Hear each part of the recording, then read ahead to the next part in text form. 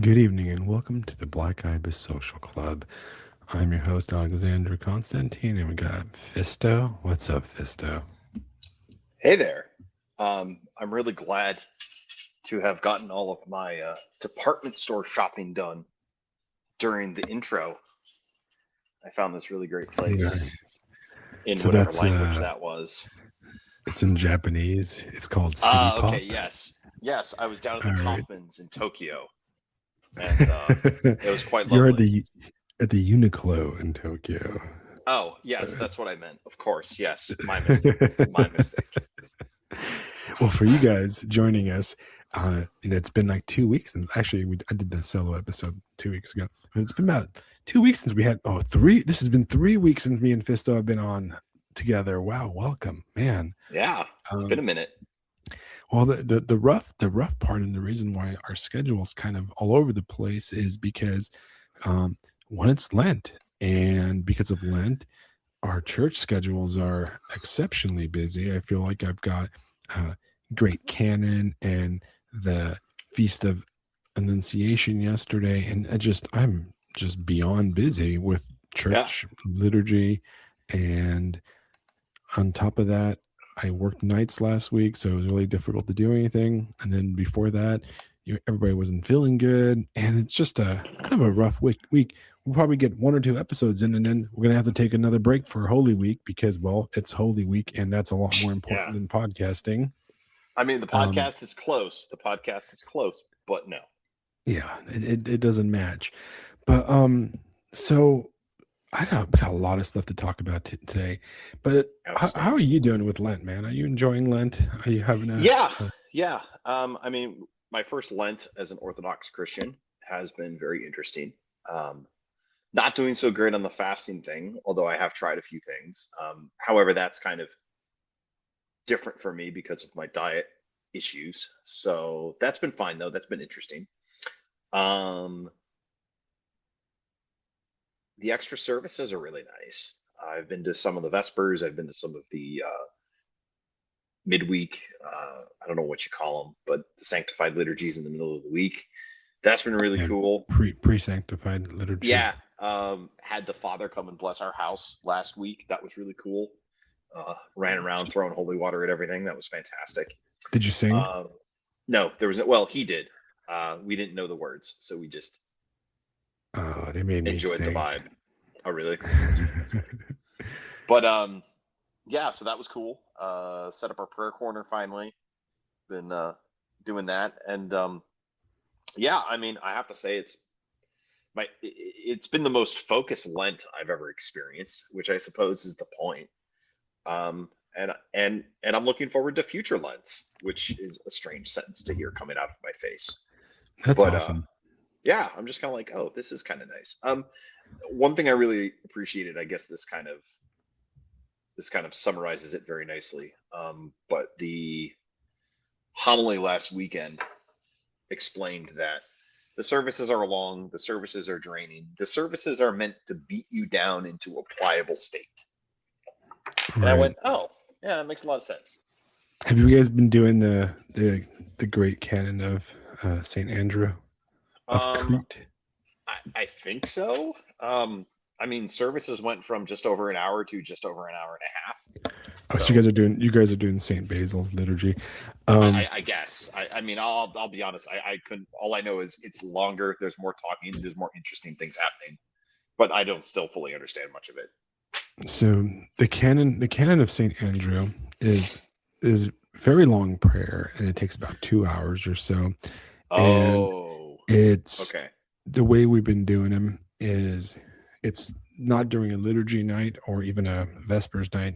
And then there's like basically nothing going on altar side. The priest is on our end, and he reads, he reads part of like a stanza basically, and then um you do a prostration. You say, the choir and the lay people, they'll say like, Lord have mercy on me, a sinner. And you do a prostration, and after like an hour and like 2.5 hours, you've done probably like 100 burpees basically. um Let me look it up real fast. Now it's an amazing, amazing bit of writing, right? And it's called The Great Canon, and it's just amazing, right? Like the writing Yeah, in it, um, but it's very like it makes you like it's the canon itself is a dialogue between Saint Andrew and his soul, basically, right? And yeah. it's like kind of like a he's he's going like to like he's basically listing he's going through the Old Testament and all the different stories of the Old Testament and saying basically this person did this, but I'm a bigger piece of crap than that, you know? And Nice. it is like in a way it's kind of like one of the most like I guess you can say like it's like a very metal thing, like Yeah, yeah, yeah. um because it's really in a way it's really dark, but it's also like it's also very like, edifying. It's like you did a troparion, which reads, "Come, wretched soul, with thy flesh to the Creator of all, make confessions to Him, and abstain henceforth from thy past brutishness, and offer to God's tears of repentance." And you do constant like prostrations throughout the whole thing, and you know, so like you'll do you'll do like just these like a verse, and then they're singing prostrations in the next verse, and there's just some like really like beautiful like lines in it. And we did that on Saturday. And so with me with Lent, I was very excited when Lent started. Okay, I was pumped, as pumped as you can be about Lent. I guess it should be a good thing, right? It should be a joyful thing. But I was excited, and I was completely wrong. But what I mean about that is that the way I saw it, I was like, okay, I'm gonna like cut out a bunch of different food. I'm gonna cut out a bunch of stuff. One of the things I did was like, I'm not gonna do any like entertainment during the week. Like we're not gonna watch any TV. I'm gonna read the Bible more. I'm gonna just read books. I'm gonna not play video games, not watch television. We all agreed to that. We pretty like I was pretty excited about that. I'm like, okay, I'm gonna read the Gospels like the whole time. And I started pretty good, started pretty strong. The first week we did the canon almost every day, and Vespers every day, and I was pumped. And as always happens, the world comes down at you. When you're like, I guess I had this expectation that it was going to be this like almost like kind of like kind of corny like Buddhist power leveling kind of thing, where I was gonna do all this stuff and I was gonna feel amazing and I was gonna feel completely, and instead, it just like it's beating me down, right? And I'm not talking about like, but like between for some reason my work has doubled, at work, and my daughter got sick, and taxes are due, and I gotta pay, I gotta probably pay like 4 to 5 grand worth of taxes so they can put Hmm. fresh coats on the Tomahawk missiles, or and I like my spine surgery is coming up, and for some reason like it's hurting like extra this month, and it's just that's when the thoughts start coming in. You know what I mean? The thoughts of like, why am I doing this? Why am I doing this? Like, and I had this moment last week. My daughter was sick and she stayed home from school, and she had like 3 days of fever. And the third day she was getting better. And my wife was working on a project, so she had to step out for the day. So I stayed home from work, and I was hanging out with her. And we went to I didn't have any food in the house. So like, let's go get brunch. Like you need to eat a lot of food because it's been Hmm. like, she hasn't been eating a lot. So we went to like a local brunch spot. And of course my daughter orders like an extra side of delicious scrumptious bacon, and it's Mm. sitting there, and I'm like, oh, I just really want this bacon. So I like grabbed a piece of bacon and I ate the bacon. Right. And I was like, right away, I was like, okay, this is stupid. It's no big deal. Like, obviously, like it's not a huge deal that I ate the bacon, right? And then I thought, I go, well, in a way, it kind of like illustrated what the point of Lent is. I guess you're not supposed to be great and pumped up about it, right? It's supposed to Yeah. show you the difficulty of it, of how hard it is. And I realized it's like, okay, if it's so hard for me, to like resist the bacon. It was so easy for me to like justify breaking my own rule. How easy, is it to like, I don't know, take $10,000 in bribes because I need to pay off my taxes, or I can't resist bacon. How can I resist like, cheating on my wife, and that, that's the kind of stuff it makes you think about, right? And it's not like, it's not, I don't think it's supposed to make you feel bad, but it's supposed to show you that like, you just can't Yeah. do it alone. You just can't do it Yeah. alone, and Yeah. It's meant to direct you to the prayer of the penitent retard. Mhm. Just, oh, I am evil and retarded. Okay, cool. Exactly. Got it. Like, Fantastic.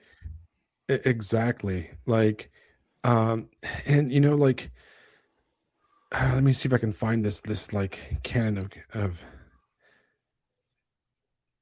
let me find, like, there's a part of the canon that I want to read to you, right?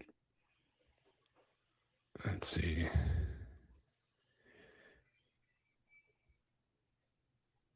Man, what did we do?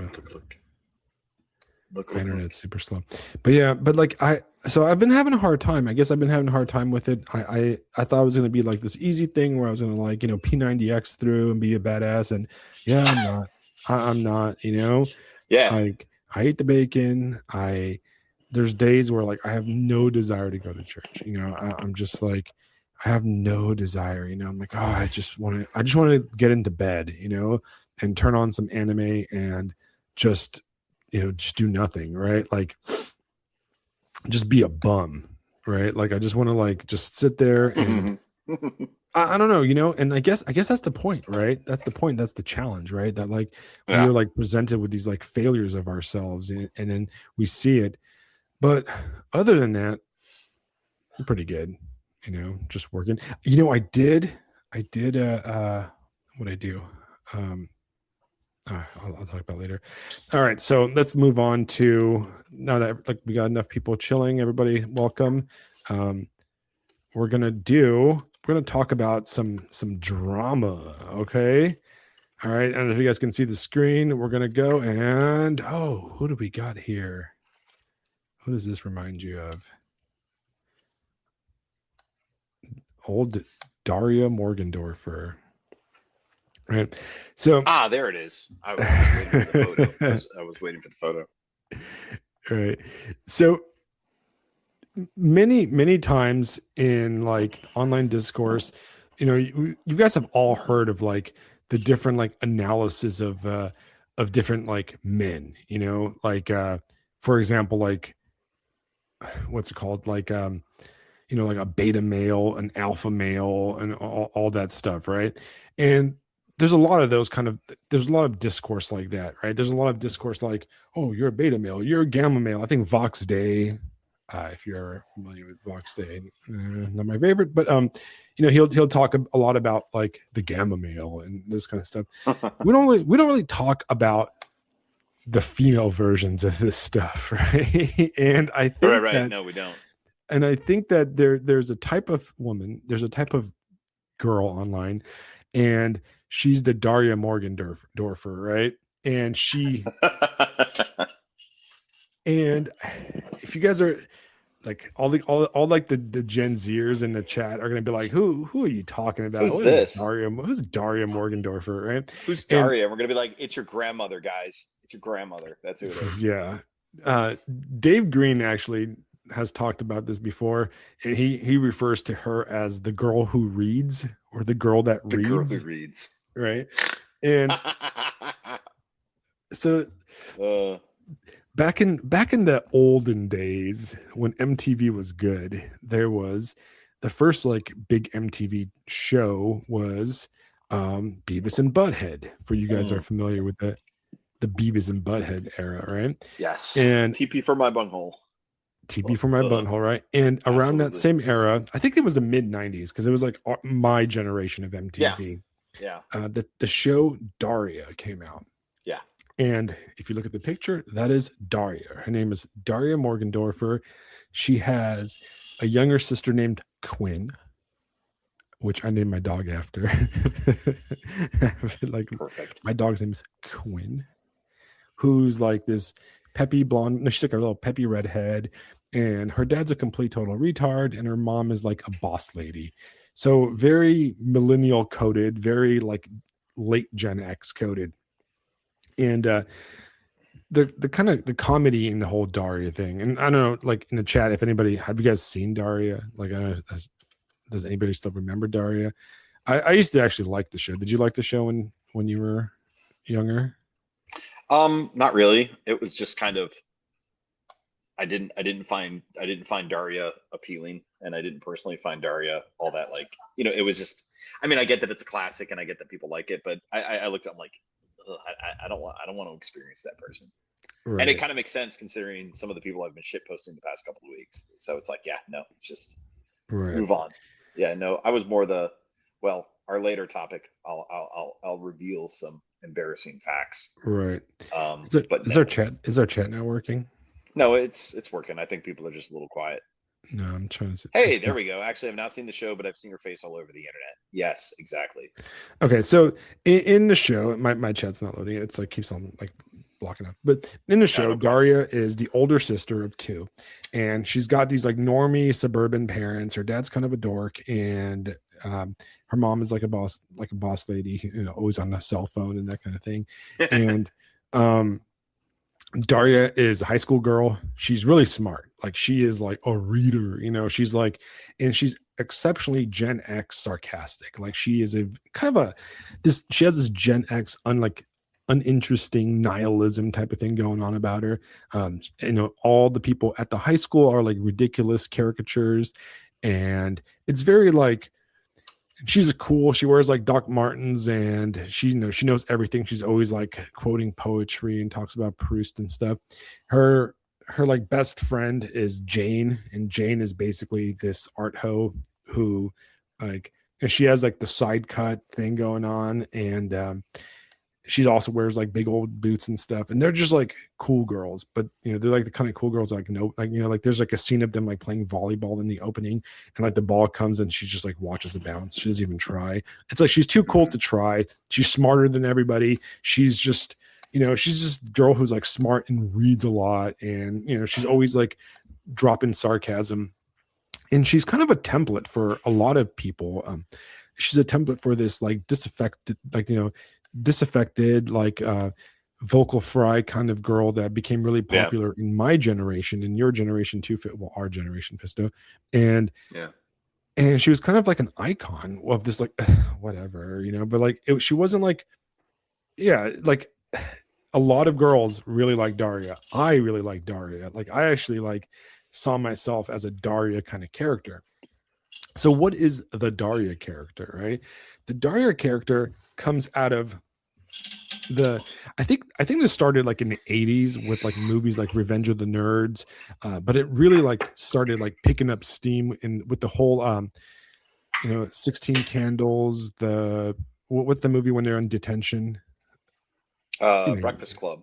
Breakfast Club, and the kind of the smart girl. You can see an example. Yeah. The actress that is most like Daria would be Janine Garofalo, and Mm, there's that movie where she's like a radio host, and she's yeah. kind of like and Well, you also have Gene hmm? Garofalo in Romeo and Michelle's high school reunion. Right, and there's just Janine Garofalo in Yeah, all movies just in is general. basically Daria, right? In general, And yeah, you see it in the movie Mean Girls, kind of with the side character in Mean Girls, who's like the artsy smart girl, and they usually have this like gay male friend that's kind of like the gay dude that hangs out, and they're yeah. kind of outcast, and it's Interesting. this Just ultimate theater girl type of thing, yeah. Just as a way of contrast, I think I realized why I never really got into the Daria archetype because I was one shotted by Winona Ryder in Beetlejuice, Yeah. and in our later topic, we're going to get into Diner Goth. She's kind of like she's Diner Goth, but she's got that optimistic pixie energy where it's like it's going to be okay though. Right, Like death, decay, everything sucks, but it's going to be okay. There's going to be redemption. It's going to right. be all right. Well, Which Daria does Daria not doesn't have. have that. No, yeah, it's Right, pure just materialist death. Like no, there's right, nothing. Complete total nihilism. She basically reminds me of kind of like a prototypical Sheldon from Big Bang Theory, where it's just like right. but insufferable. minus the cuteness. Sheldon and the Minor the whole charisma. yeah. Well, Sheldon and the entire like that whole like the Daria era turned into Yes. the geek era. You Yes. know, the 100%. geek era is 100%. in a way a reaction to the Daria era. It's keeping Yeah. some of the stuff of the Daria type era, and so this really comes out of the '80s and like I said, like the Breakfast Club, early Janine Garofalo, the grunge era, this whole disaffected youth thing, this whole Kurt Cobain Nirvana thing. Which I'm going to go on to an aside. I saw like I think it was a. I forget who posted it, but it was like it was a quote by from something about Billy Corgan going on about how like the CIA killed rock music, right? In the 90s. And Billy Corgan has gone like I like Billy Corgan and I like the Smashing Pumpkins, but look, the CIA didn't kill rock music, all right? No, no. Rock I music mean, have killed you ever? rock music. Yeah, have you ever looked at Billy Corgan? That dude was never gonna stay like on the Yeah. wagon. Like what killed rock music is that rock music in the 90s, like people like there's a lot of younger people, like a lot of Gen Z guys that are like, oh, rock music got killed by like rap. No, no, dude. The people guilty of killing rock music were the rock stars themselves in the 90s, right? Because rock was like, kind of like cock jock, crazy Guns N' Roses in the 80s. And then Nirvana came on the scene and killed all that, just like bitch slapped Axl Rose and all those guys Oh from, yeah, and straight up unfortunately, obliterated. Kurt Cobain and Eddie Vedder from Pearl Jam and all the guys like Lane Stanley from Alice in Chains, all those guys they rejected 80s like fun rock. Like it's like 80s rock Right. was They fun. disappeared. They disappeared up their own colons. Right. 80s rock was fun. It was crappy Yeah. for most part, right? But it was fun, Right. And They were in on the joke. They were in on the joke. They were in on the joke. It was fun and you can party to. You can still listen to, Van Halen and stuff right now. Oh, and it's dude, like, yeah. party time, Yeah, absolutely. Rock and roll, then- let's go. But then the grunge era came up and it was serious and it was very like, I don't want to be cool. I don't want to be popular. Being popular is bad. Being like, being mainstream is bad. Everybody called each other posers in the 90s and like being into stuff was not cool. You're like, oh, what are you like? What are you like a poser or something like that? You're trying hard, being excited about things was not cool. And it just you look at the albums put out by like Nirvana, you have this like banger of a hit, right? And then every album after that, it's like Kurt Cobain went out of his way to be not commercial, to be more experimental and to reject the crowds. This was the era where like, who wants to pay hundreds of dollars to go see a band that just stands stiff on the stage and depresses you? Right. Of course, rap won because rap was turned up. All right. You had like Busta Rhymes busting in the house, coming out like, about like drinking 40s and partying with your boys and stuff. Like, yeah, I'm going to listen to depressed ass Billy Corgan reminisce about like his girlfriend that dumped him in 1979 or wherever and his dad beating him. Or you're going to listen to some Snoop D-O-double-G sipping on gin and juice. All right. Like, nobody's going to go sit around the club listening to Pearl Jam. Right? You know what I mean? Right. So, of course, the radio picked up on the rap stuff. Of course, the radio picked up on pop music. Do you remember that like short little era where there was ska and ska was supposed to be fun? Do you remember that era? Like ska was fun. It was fun. It was like Mighty Boss Tones. You're like and it was that around, kind of stuff. jumping around. Yeah. It was great. Right. That stuff came on and everybody wanted to move. Yeah, the only thing it didn't have any staying power, and then like the whole era of the new metal stuff. It's just those guys just kind of burnt themselves out because there was not much substance to it, and really like people like a lot of people go, oh, like rock died. No, rock killed itself, guys. All right, like I'm gonna be honest here. Like most of the guys like. I love Alice in Chains, but Alice in Chains killed Alice in Chains. I mean, the guy was going on stage. He was so fucked up on drugs that he had a colostomy bag on stage. Okay. Like, rest in peace, dude. But like, that's not something people want to do and listen to for fun. All right. Like, music is supposed to be fun to a certain degree, right? I like the depressing stuff. I'm like a, goth era guy, but You're not listening to the guy, singing about dying for the 50th time at the club. You want to go out and have fun and meet people. And it was the early 2000s. It was exciting. 9/11 happened and people wanted to like escape. And rock and roll just did not do that for anybody. There was no escapism in rock and roll. So pop, like, poppy rock and that kind of stuff. And Britney Spears came up and all that stuff, like, like kind of excessive early 2000s stuff. That's what killed everything. I mean, there's the commercialism. There's the fact that like Clear Channel bought all the radio stations. There's a lot of stuff, but it's not a conspiracy. Like anybody that like lived through the 90s knows exactly why that era of like big stage rock and roll went away, because nobody wants to watch Eddie Vedder acoustic guitar like about being depressed and and like hating on Ticketmaster or whatever Eddie Vedder was on in the late 90s, early 2000s. Remember that whole thing, Yeah. right? Like it's depressing. It's like the Eddie Vedder Sean Penn hour about like singing about like Yeah, it's amazing because I mean Pearl Jam writes, Pearl Jam has a song with one of the greatest freaking guitar solos of all fucking time. right. And then they just disappeared up their own butthole. Right. It was okay, no fun allowed now. We've made it. No fun allowed.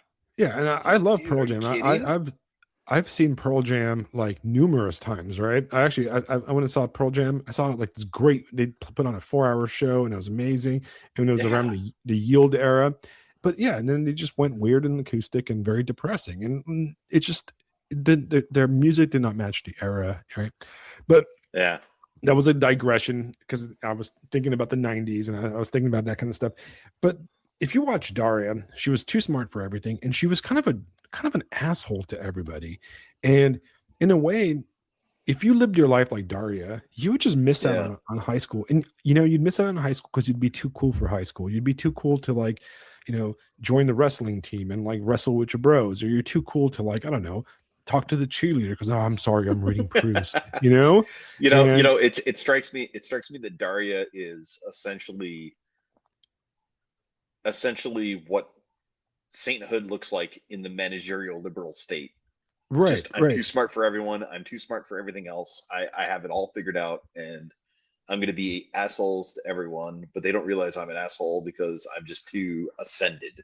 I'm too smart. I'm too yes, deep, exactly. Right? I read too many books. Do you know that I read lots of writers who write things? Yes. Yeah, I read a lot of stuff. I'm really deep, right? And yes, I know I know that the Daria lifestyle is miserable. You know why? Because I was that person. Okay. Like I did that. All right. I look back and I'm like, oh man, it would have been kind of cool if I like got involved in like stuff, if I like, I don't know, cared about like my high school or college or, or like that probably would have been fun. I look back on it. You know what I mean? No, but I was too cool. I was like too cool. I was like, I'm just going to go around the corner and smoke cigarettes and like, read Dostoevsky again. Right. And it's just like, it's such a downer asshole thing to do.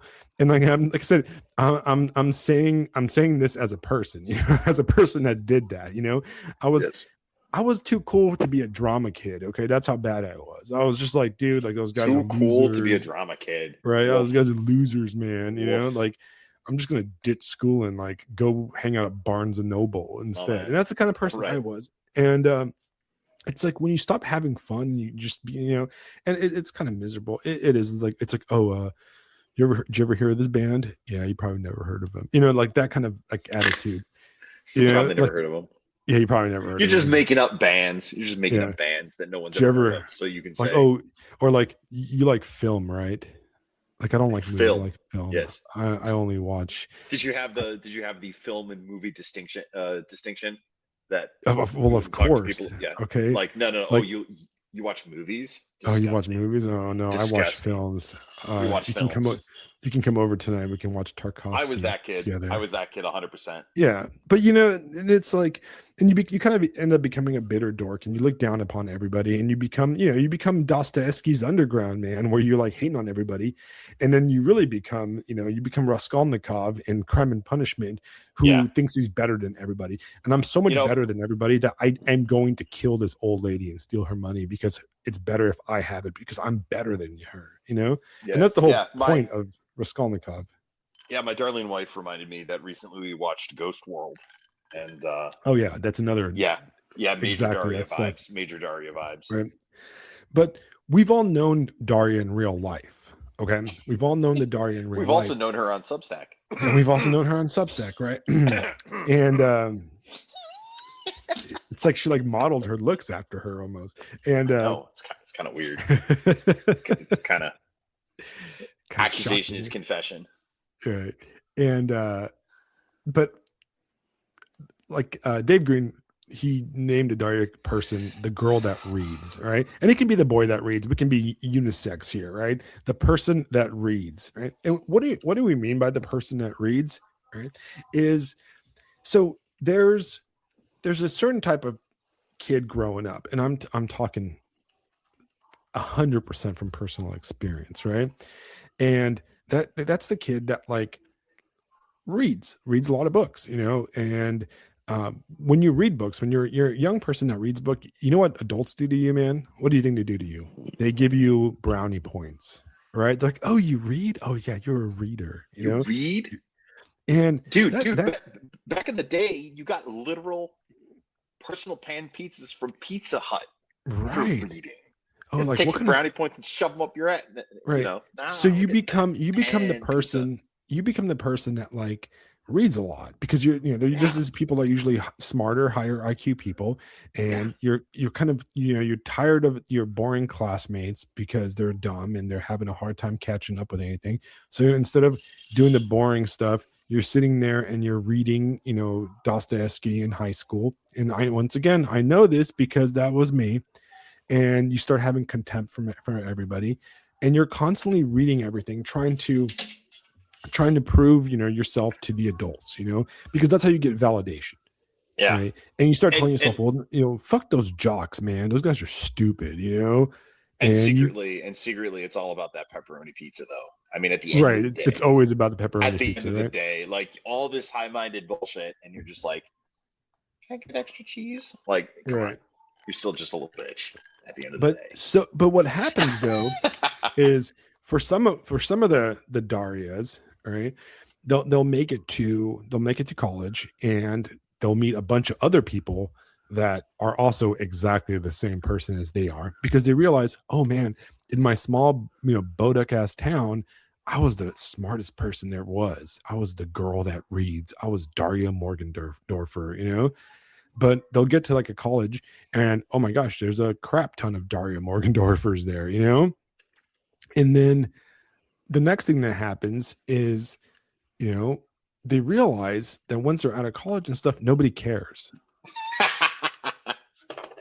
They get that Nobody first job. cares. Yeah, they get that first job where the manager, who has never even heard of books, is like, shut the fuck up or I'll just fire you. Right. They So run back into power. right, you either grow up and realize that like, reading and being this like intelligent, smart, kind of like sarcastic asshole is actually like It it's actually actually makes me like unemployable. yeah, it makes you unemployable, Oh right? no. And Oh nobody no. likes you, Nobody right? likes me. Or you I realize that can't like, succeed. you can be a multifaceted individual, a full human being, and be into all kinds of things and be a decent person, but also be a reader. And, realize that just because you're into a more intellectual pursuit doesn't make you a better person than the guy that's into, freaking, what do you call it? I don't know, sports ball or whatever. Right. And Yeah. it's perfectly fine in a way. And one of the biggest things, one of the biggest truths I realized I actually realized this pretty early in high school and stuff, right? Is that there in movies, the nerd is always like this person with a heart of gold, the weird goth chick in the corner that's like kind of weird and just reads. They're really a nice person, or like the nerdy people that get picked on are like really nice people. But in real life, they're actually kind of assholes if you ever like deal with those people. You know what I mean? Like, I don't know if you ever like try to be friends with like those kind of people. They're actually kind of assholes. All right. Yeah. Like, Yeah. there's a reason nobody wants to talk to them. It's not because they're like nerdy and they read, it's because they're assholes usually, Right. And like the weird Asian kid, people don't like, dislike him because he's like a super smart dude or whatever. No, they dislike him because those people are usually assholes if you try to be Right. friends with them, Yeah. And you get to the point where you realize that like as an adult, like your achievements and what you did is just normal. That's what you're supposed to do, right? You can be the person that reads, you can be the person that reads and the person that plays, volleyball, and the person that does this and the person that does that. And all types of people have value to your life. And really it's about friendships and community and everything. And it's not really about your own intellectualism, like, and your own kind of nerdiness. But some people never give up, and then they come to Substack. and um and They get that open orange check mark. right, to get that open orange and check feel mark. like it was all worthwhile. It was all worthwhile. Right.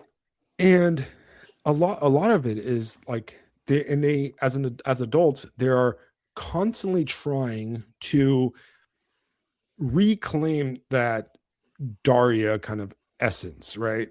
Of wanting to feel special because they read. So they have to let everybody know that they read, because there's no longer a teacher patting you on the head. Good girl. Oh wow, you read Dostoevsky. Yes. Wow, you're so advanced. Yes. Or like Now you read it's like the cold. right now it's like heartless yay. Okay. So I and there's a desperate like need to belong and a desperate need to like, basically like differentiate yourself from like the chud, and ultimately it's absolutely kind of boring, right? The chat, everybody's listing what they read in high school. I actually read Dostoevsky in high school. That was that, and Dickens was a middle school thing for me. We had to read Tale of Two Cities in 8th grade, if I remember, and we read a lot. And I think that the biggest, hardest book, not hardest, but like one of the chunkiest books we read in high school that was kind of a requirement was The Grapes of Wrath. And I actually liked The Grapes of Wrath when I was in high school, and now I realize that it's just CIA mind control slop. But yeah, that's my that's a different topic. It's not a very good book in retrospective. I remember I thought it was really deep and insightful because I was a retard in high school, because we're all retarded in high school to a certain degree. Yes, 100%.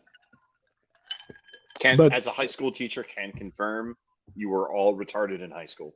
right, it's just the truth, All and day, yes, exactly. right. And you get to the point where you realize that like reading's great, reading's fantastic, right? But it's just ultimately it's just a thing you do. Like you should. I have about 130 students. I have exactly one student this year who got through the I think it's one of my Spanish War history books. I think it's the Hugh Thomas one. I think that's the name. Right. Yes, by Hugh Thomas. And I was like, that's deeply impressive. We're gonna have a conversation about it, and I'm gonna grill her on how much she actually knows.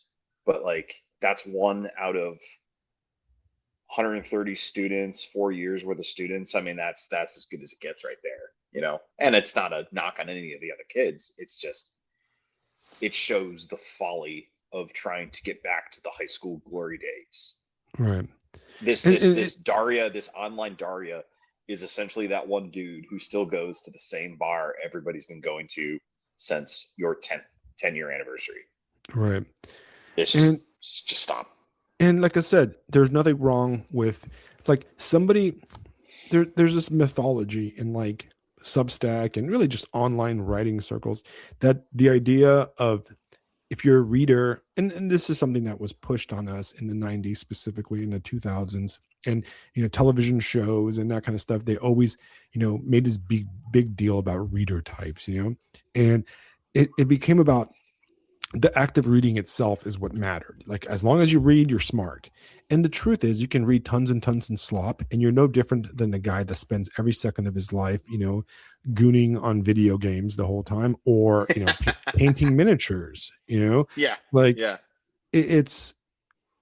really the quality of stuff you read does matter, and really ultimately it's always been true. It is a very edifying hobby, but it's no more edifying than somebody that spends every day hiking, for example, in the mountains and just enjoying nature, right?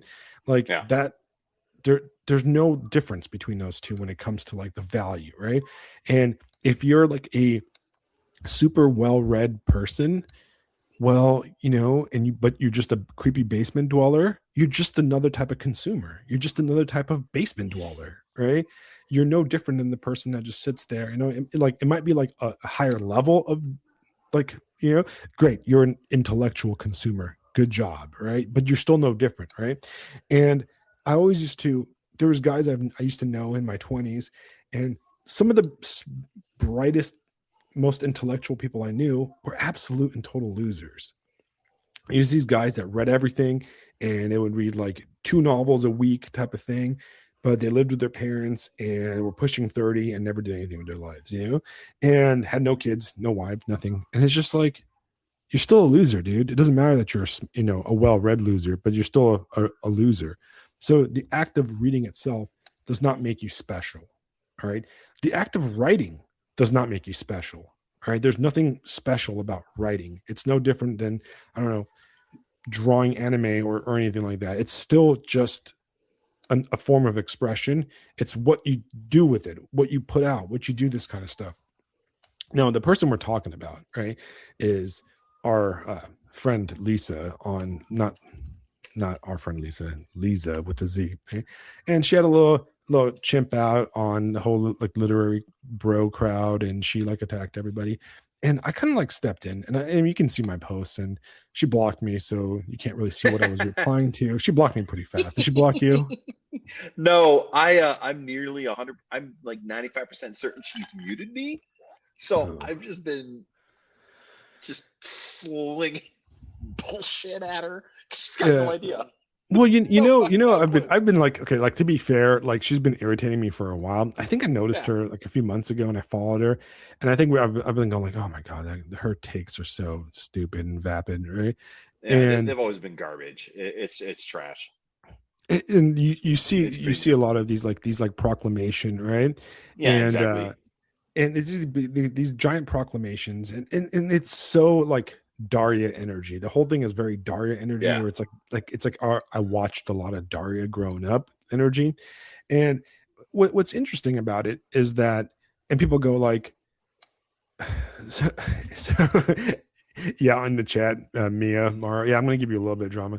Like, so I always ignored her. I had no, like, basically I was like, okay, just another grifter, and she's, initially I thought like, okay, hey, cool, I like literary talk, okay, I like getting into people and into it with people, okay, I enjoy it. I mean, everybody knows that I've gone into like tons of like beefs with fantasy people, and I've gotten into, um what is it, like the fantasy crowd hates me, I think, right? Like, except for Josh Tatter likes me, and I actually met him in real life yesterday. What's up, Josh? If you're listening, we actually met at the coffee shop, kind of Yeah, dude, randomly. I'm super jealous of that, by the way. Yeah, but I should have taken a picture with him, but then it would have been weird. He's just as handsome in real life as he is in this picture. Um, but Fair. I didn't want to I didn't want to mog him, you know. I'm But I'm riffing off the original note. I just riffed off the original note that caused this whole thing. I don't know if you saw it, but it was just like the most mild, like two wolves joke I've ever seen. yeah, it was It was completely a joke. funny. Yeah, Yeah, I was like, ah, ha, ha, ha. Like if you're a good sport, just restack it and be like, whatever, it's fine. But let's see if this goes anywhere. Inside of you are two Lisa lives. Shoot them both and listen to the Black Ibis Social Club featuring me and Alexander Constantine.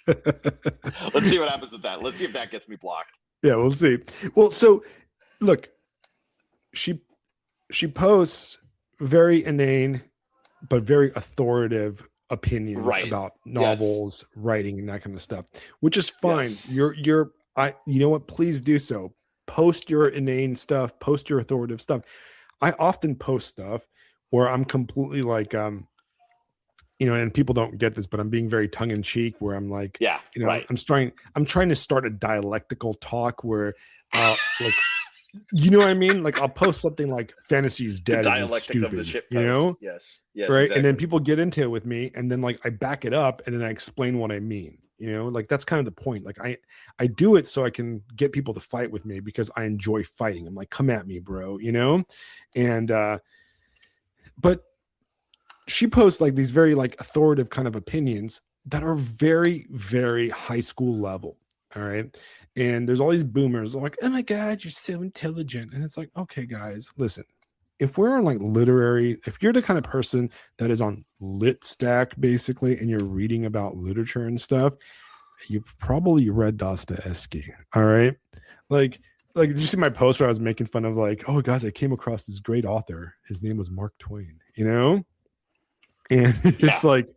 it's like, listen, all right. Like back in the punk rock days, the whole point was like, hey, have you ever heard of this band? Oh, they're super underground, you know. They're like the Tampons. Have you ever heard about them? Oh yeah, no, The you probably Tampa. haven't Yeah. because No. you're not No. cool. Yeah. The You're not cool tampons, man. enough, right? Yeah. She's the equivalent of like, have you heard about this really cool band? They're called Nirvana. It's like, okay, like who hasn't? Laura London. You guys are talking about Laura London.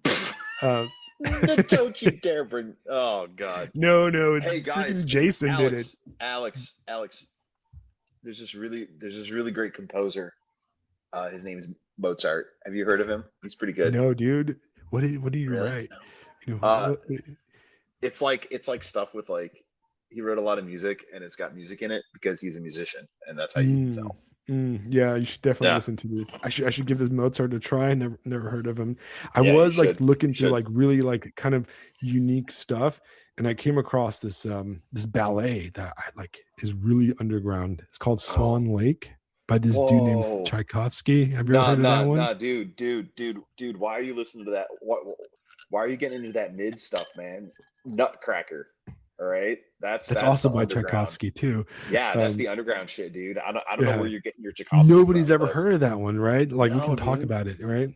I can't And believe that's it. the thing, guys, right? Yeah. Like what we're making fun of her is that she makes these proclamations about stuff that like, yeah, like is there people out there that go like, no, Dostoevsky's not a great writer? No, nobody says that. Nobody's like, Tolstoy's kind of mid, bro. You know, War and Peace, not a great novel. It's kind of Hey, weak. Alex. So I read this book. It really helped me understand the Iran conflict. It's called The Art of War by this guy named Sun Tzu. It's really interesting, dude. You should read it. Whoa. Yeah, It's great that I think I'm actually better than Hannibal Barca at war now because yeah. I read this Chinese guy. Right. So yeah. It's that's the kind of level of stuff where right. And there's these huge proclamations like, oh, modern stuff sucks, modernism sucks. And this is not just her. A lot of the right wing kind of chuddy type guys, like the fantasy guys, they tend to do the same thing. Like They do this with Tolkien. They do it with Tolkien. Postmodernism is ruined. Like, first of all, motherfucker, you don't even know what modernism and postmodernism means. Okay. Like they'll say something like, oh, modernist writing is horrible. And then they're like, you should read this instead. And they'll list like 5 modernist writers. You know what I mean? It's like, you know what I just realized? Like just to shit post myself here. I do that with Halo a lot. That sort of this great. Yeah, but the funny thing is nobody gives a fuck. Nobody gives a right. fuck about Halo. Like bring up like the Halo pistol or like the elites wart. Everyone's like, shut the fuck up, dude. Those notes that I make about are like the least popular notes I put up, and I'm just like, come on, somebody remember this shit. Right. Crickets. Yeah. I get like It's 5 like, likes. I get 5 likes from the same like 5. You got 5 dudes. I'm right. like, fine. Because like All right. you guys, there's The like 5 bros. people that still remember Yeah. Halo. Right. Big team battle heavy on standoff. Rise up. Crickets. Right. Fuck. I think I only played Halo 3, bro. I don't know. I'm like, See, that's the thing. Like, you don't even know that's Halo 3, and I'm like, I'm over here like, I'm such a fucking piece of shit. right. You're like, you poser, you Halo poser. You don't even know what the Flood is. You don't even know what Cortana is. No. Cortana was my girlfriend before you even met her. You know how pathetic this is? You guys are all out here talking about books and movies and like all this stuff. And a couple of years ago, I replayed Halo 1 with Isaiah. And he didn't know about the shoot the hunter in the back trick, which I'm sure there's like maybe one person listening that like remembers that. And I did it, and I was like, it was my crowning moment. And I'm just looking back at it now. I'm just like, I'm really glad I love him as a brother because that's the best I got. I'm gonna get to the pearly gates, and Peter's gonna be like, "That's the best you've got right there." That was one your time peak. you showed your friend something. That was your That's the Al peak of your Bundy existence. 4 touchdowns in one game or whatever. Al Bundy like peak. Yeah. Like, that one time you impressed your friend in a computer game like 15 years after it was peak. Okay. Yeah, Great job, buddy. that's it. Good job. All right. Lord But forgive me. but I am a no, little retarded. so I enjoy, like I said, I enjoy a good literary spat, right? Like, Oh, because absolutely, man. because That's like half the I have point you weird write. Half the I point. have weird taste, but I am so tired. I am so, like, first of all, okay, like I'm tired of hearing about the publishing industry. All right, like listen, the publishing industry sucks, right? But the way people talk about publishing, they talk like publishing is this like like like the intention of publishing is to find the best writer of all time or something like that. And that's not what it does. The publishing industry job is to sell you stuff. That's what their job is. Their job is to sell you stuff. And it's really about vibes, and it's about the vibes of the people that work in publishing, right? And I kind of wrote this out the other day when this thing started, right? Is that agents, when you're a writer and you get an agent, which is a really stupid thing anyways, but when you get an agent, right, that's the person that's going to represent you forever if you work with them, right? If Forever. right, like, Forever. and then you're going to get, if you get picked up by a publishing house, you're going to get assigned an editor, and usually that Right. same editor works with you forever. And then you Yeah. get the publishing house like marketing team that also works with you forever until they leave or you stop writing or They something don't like they that, don't right? they don't just work for you. They don't just work with you forever. Like that's who's publishing your stuff after you're dead. After Right. you're gone. So Like this is the this point is is yes. This is beyond the that grave.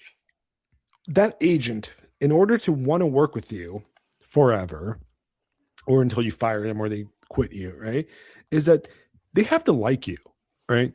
You have to, it's a relationship, right? Like this is somebody that says, I, the way I make money is by I like, an agent makes money by selling manuscripts to publishers, and they get a percentage of it, right?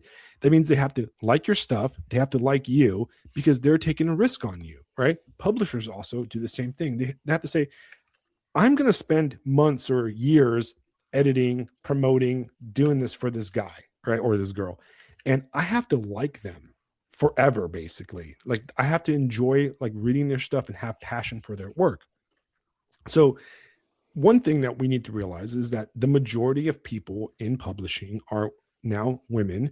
There are New York women, liberal women, and I know for a fact none of them like me, or none of them would like me. I don't know, maybe they would because I'm pretty handsome, right? But on paper, like I probably disgust them, and they disgust me. So we're it's a mutual, thing. Right? But I don't expect them to like read my stuff and go, man, this total chud Alex, who is basically a super fascist, Orthodox Christian. Yeah, I really want to devote my life to promoting his work. No, nobody's going to do that. I'm not delusional. Okay.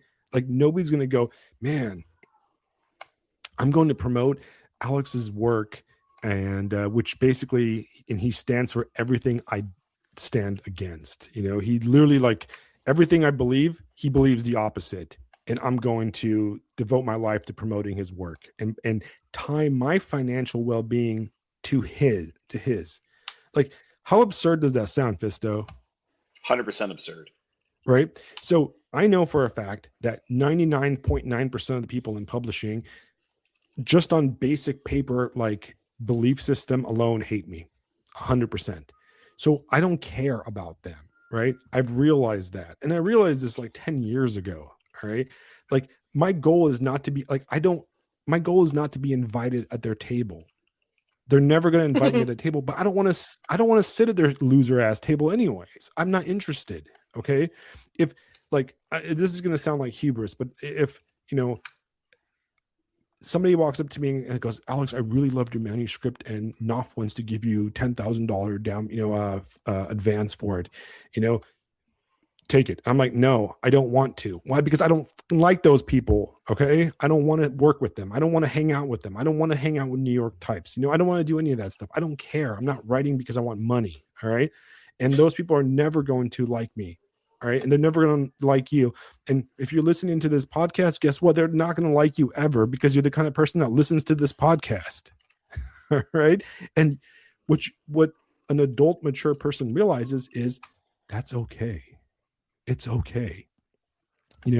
Because who publishers didn't like? Dostoevsky. All right. So he had to go publish his own stuff in his own magazines, right? Because he was a drunk degenerate. He was a crazy, like, right-wing guy who, I posted some of his diary. I don't know if you saw that, and he basically had to sell his stuff, and people that didn't like him actually published his stuff because he owed them money, right? Because he was borrowing money from people and he was pissing everybody off. It doesn't matter. All right. Like, that's not what we're trying to do.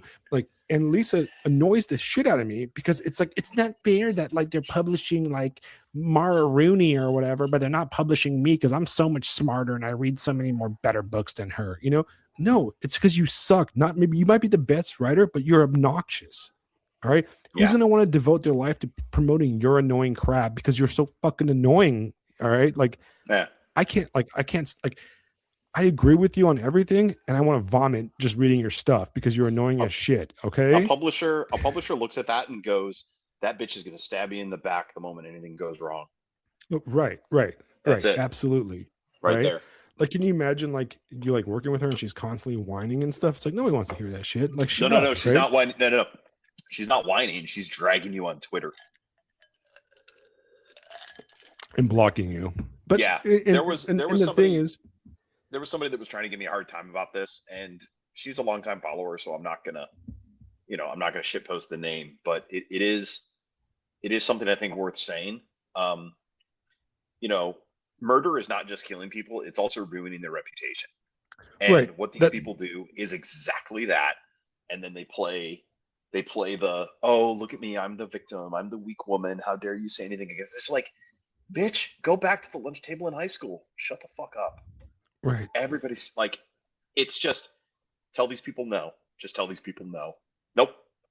You can't get away. Just stop it. Stop. Just don't make me call your father. Like, and that is essentially the attitude that there needs. And that's the thing is that, like, I agree with her.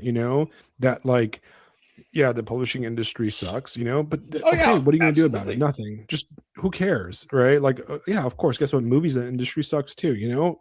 Whatever. All right. Like, life sucks. World, like, girl. It's not fair. World.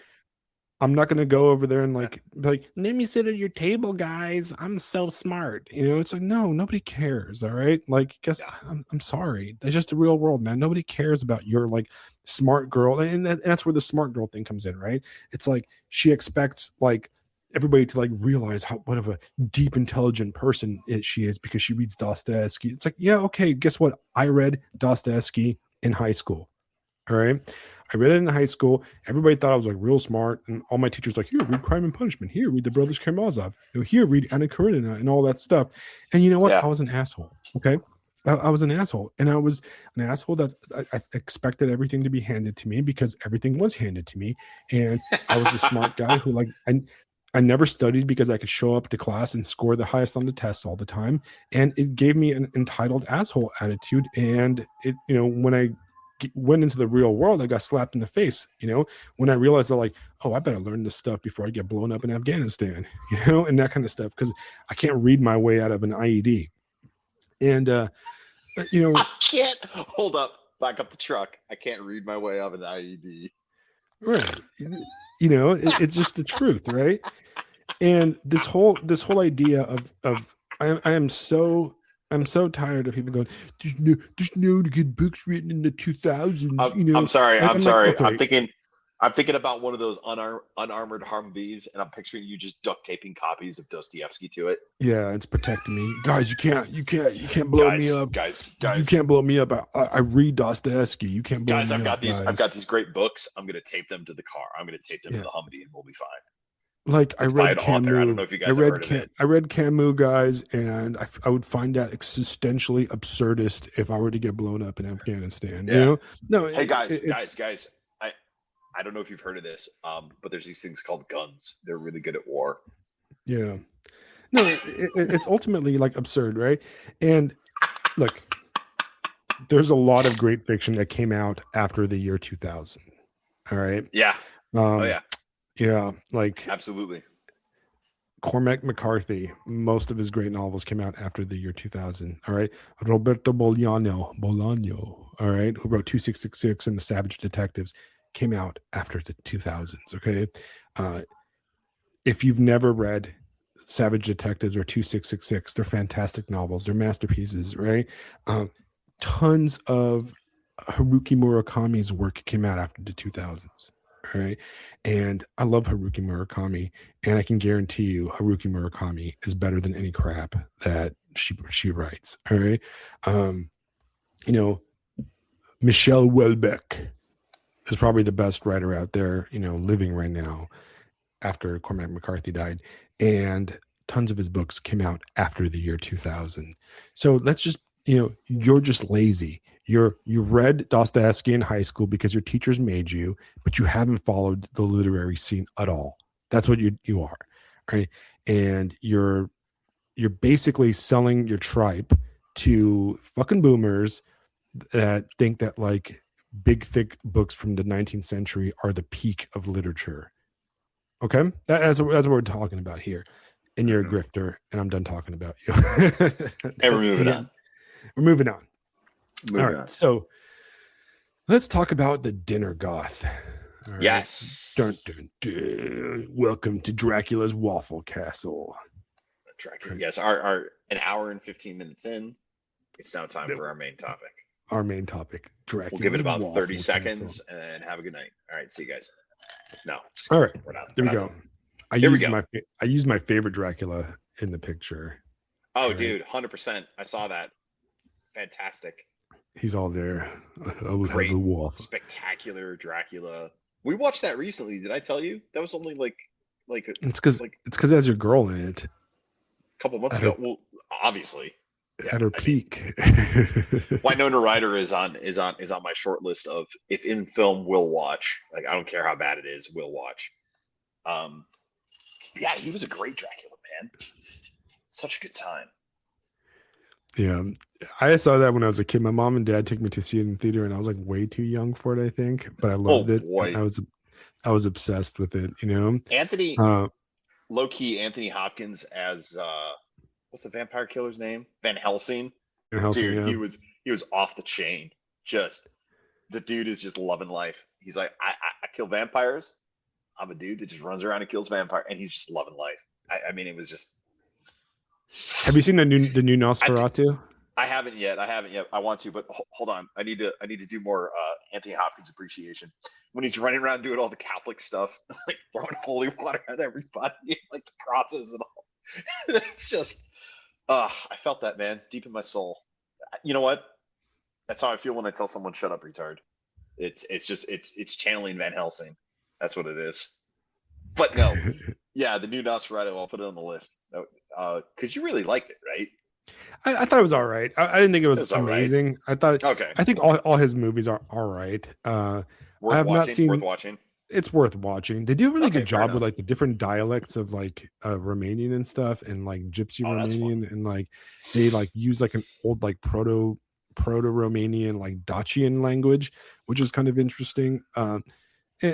I don't think it's as good as Bram Stoker's Dracula for Dracula. It kind of misses the mark. I think Bram Stoker's Dracula it is more of a maximalist mess, and it's got.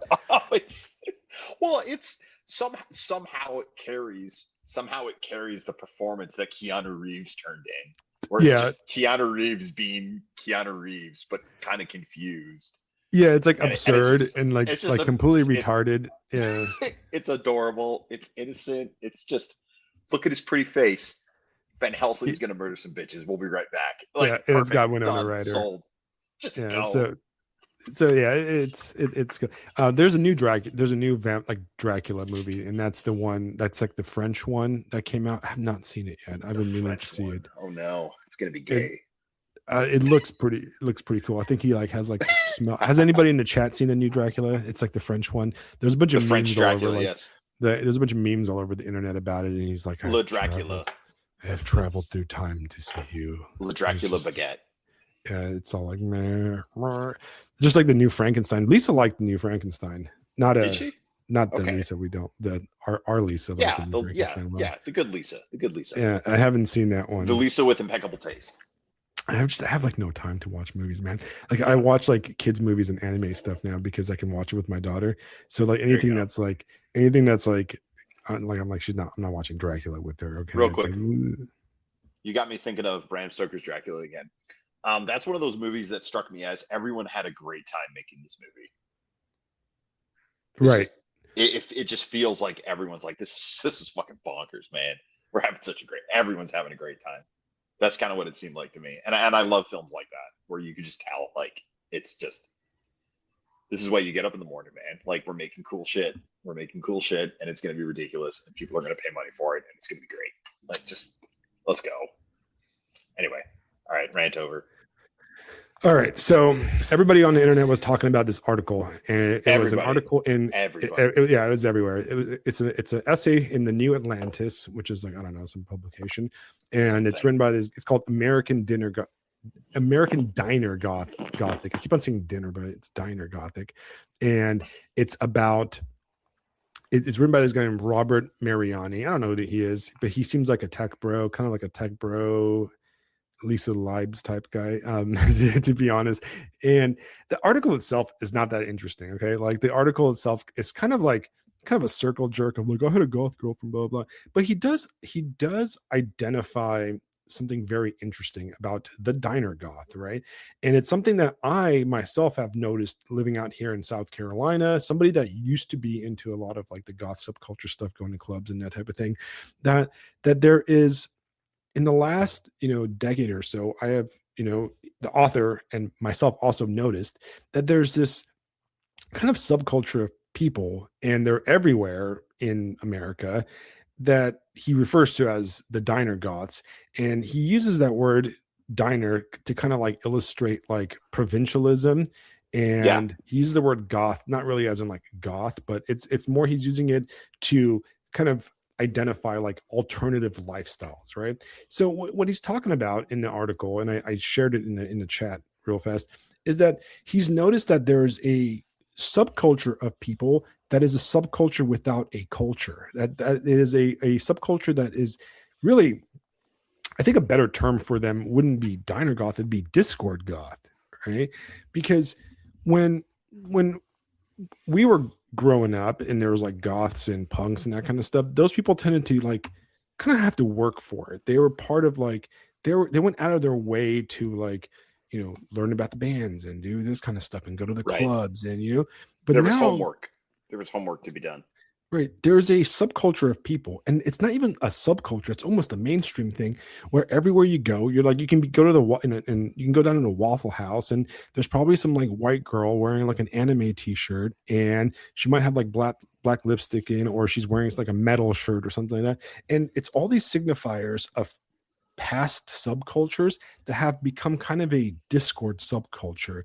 And I mean, his kind of little like essay kind of points to the fact that it has to do with a disenfranchisement of the youth culture, a complete dissemination of the online world onto the real space, a lack of local identity, like. And it's interesting because you'll be in like the deep south somewhere in the most conservative place, and then there's like some transgender person working at Waffle House, and it's whatever, no big deal, and then you'll walk to the store and you walk to the DMV, and I shit you not, I went to go pay my car taxes at the local tax assessor the other day, and the basic generic girl at that was behind the computer at the tax assessor, right, had like a bunch of like little anime figurines and little like weird like goth stuff on her computer, and that's stuff that like you'd never see back in the day. So there's this weird like kind of online subculture that uses like consumerist subculture signifiers, and there's like a weird kind of downwardly mobile middle class vibe to it, right? And he identifies that in the article kind of in an asshole way. But I thought like, yeah, I noticed it. I'm sure you've noticed it. I'm sure all the listeners have noticed it. I'm sure some of the listeners are kind of part of this subculture. I mean, for the most part, like, I recognize a lot of the signifiers, like the anime jokes and that kind of stuff. And that's something that in our generation growing up would just not exist, right? Now, Default Friend kind of wrote a reply to it, and it was a really good reply, but she paywalled it, and so I don't have it saved anywhere. And she says like, no, it's always been that way, and it's always been like the whole kind of like diner goth scene has always existed in, the peripheries of American culture. And what he's really referring to, and he's just not cool enough to know, is that they're basically hot topic goths, right? And I'm like, oh yeah, that makes sense. Hot topic goths, right? And how Hot Topic was really a Midwestern Florida thing as opposed to a Los Angeles, New York thing. It's basically Hot Topic sold Los Angeles, New York culture, or like subculture in London, subculture like punk, goth, and that type of stuff, and sold it to the Midwest and Right. consumerized it, and made it Yes. a mall aesthetic. Yep. And Hey, you can buy it at the there's mall. right. So what do you think? I kind of like, I think I challenged you because I wanted you to kind of let me know what you thought about that, because you're a Midwest, like, look, the goth subculture thing, the punk subculture thing, that was like pretty big growing up for me. But I grew up in Los Angeles, so it wasn't, for the most part, it wasn't downwardly mobile indicative, and it was quickly replaced by hipster culture in Los Angeles. So like, and then like scenester culture, which was like, like the parted hair, the flannel, and that whole like listening to the yeah yeah yeahs and the ting tings and that type of stuff. So by the time like I was a young adult, being like into like, wearing like metal shirts and like baggy pants and that kind of thing, or like anime stuff, was kind of considered kind of dorky and loserish already. You're already like into like, you know that like hipster aesthetic in Los Angeles. And I think that when I moved to the South, I was like, wow, there's a lot of people that look like how I used to dress in middle school, but they're adults. So what did you think about the article, man? Um, I think it was directionally correct. Uh, and I very much agreed with what I was able to read with Catherine D's article. I've actually followed her for a couple of years, ever since she got into Substack, and I find her work very interesting, kind of as a digital anthropologist. Um, so her point that really the internet has been spreading this or amplifying it, especially when the internet has gutted so much of culture. This is what's rushing to fill the void, right? And something is always going to rush in and fill the void. So I think all of that was, generally speaking, it's directionally correct. Um, D, I think, sees the larger context, and I think ultimately she's correct. Speaking as born and raised Cleveland, Ohio, I am as Midwestern Ohio white guy as they get. Uh, I've eaten in all of those diners. I've been friends with many of those goths, and I've even had some, you know, long-term relationships with said diner goth. And looking back as like a Midwestern provincialer, uh, you found out somebody shot that hot topic, and you went, I could probably get laid. It was shorthand for cosmopolitan. Which, if that sounds pathetic, well, yeah, it is. We're all from Cleveland, Ohio. Give me a break. Um, but yeah, it looking from inside that, yeah, that's about right. Um, the thing that I think I would add to it, and this is that digital cosmology thing that I've been talking about with you. Um, I think we live in an information age, and the information age is based on information. That's the geography. That's the land, so to speak, that gets worked and gets tilled.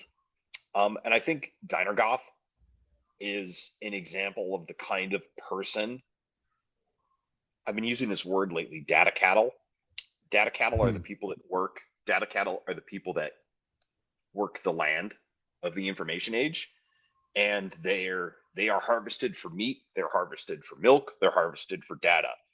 And I think diner goths are directionally uh, downward, as in they are getting deep into the digital information age. They are captured in a way that is deeply unhealthy and deeply bad, and the kind of thing that should be discouraged and the kind of thing that should be avoided. Um, Right. I keep thinking of someone that I know through the theater here. She's 19 years old, very bright. Um, you know, tattooed in the way and kind of aloof in the way that attractive diner goths are, and she's chronically online, um, connected to Discord always, always has a video chat going, and considers Chat GPT their best friend. This is a person that is going to get plugged into the batteries and power the matrix once the machine is done doing whatever it is it's doing. You know. Right. So I guess in my own mind, again, it's directionally correct. I think D nails it very much so, uh, and I think it is a indicative of a larger trend. These are the kinds of things. These are the kinds of relationships with technology. The kind of social structure that is going to be encouraged as the, and I'm going to pull out McLuhan here real quick, as the digital extensions of man expand and the digital extensions of man develop. This is going to be what the zombies look like, partially, or a particular brand of maybe early zombie. They're not totally gone yet, but I really don't like the direction it's headed. So No, I agree with you. that's what I think. And especially with it being downwardly mobile economically, like in that cosmology. I don't know if you have that picture that I drew, but like And as you become less connected to the real and become more connected to the virtual, it is not only downwardly mobile socially, economically, but spiritually. And any Christian worth half their salt knows which direction down is. right.